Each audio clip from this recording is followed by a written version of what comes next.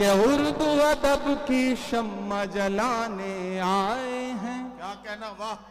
उर्दू अदब की शम्मा जलाने आए हैं, आज यहाँ लाखों दीवाने आए हैं, आज यहाँ लाखों दीवाने आए हैं, मुल्क की खातिर जान लुटाने आए हैं, लोकतंत्र का जश्न मनाने आए हैं, लोकतंत्र का जश्न मनाने आए हैं। अब लोकतंत्र के जश्न की बात चल रही है तो लोकतंत्र हमें ताकत देता है कि हम बोलें, सच बोलें और जो जरूरी है वो जरूर बोलें। मैं महाराष्ट्र में खड़ा हूं, मेरी खुशनसीबी है कि मैं राज्यसभा में महाराष्ट्र का प्रतिनिधित्व करता हूं।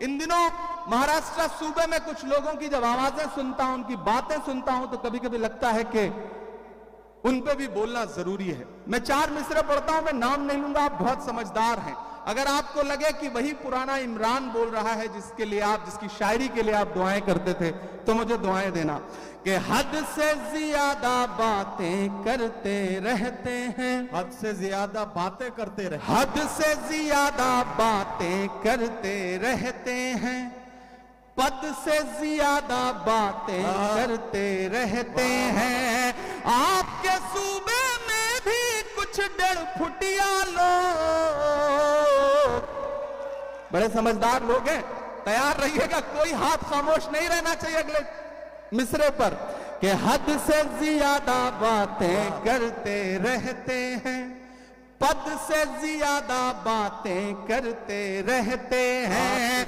आपके सूबे में भी कुछ 1.5 फुटिया लोग कद से ज्यादा बातें करते रहते हैं, कद से ज्यादा बातें करते रहते हैं। शायरी हमें यह सलीका देती है कि हम अपनी बात कह लें और वहां पहुंच भी जाए जहां हम पहुंचाना चाहते हैं।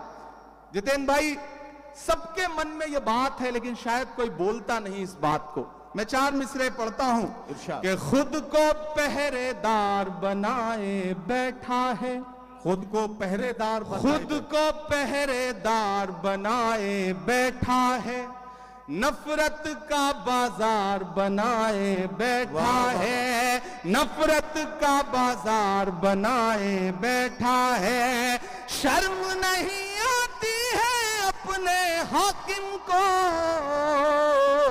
चोरी की सरकार बनाए बैठा है, चोरी की सरकार बनाए बैठा है। और आखिरी 4 मिसरे फिर एक नज्म आपको सुनाता हूं कि आज नहीं जाएगा तो कल जाएगा, आज नहीं जाएगा तो कल जाएगा, आज नहीं जाएगा तो कल जाएगा, खोटा सिक्का कितने दिन चल जाएगा, खोटा सिक्का कितने दिन चल जाएगा, वक्त बुरा है जल्दी ही टल जाएगा,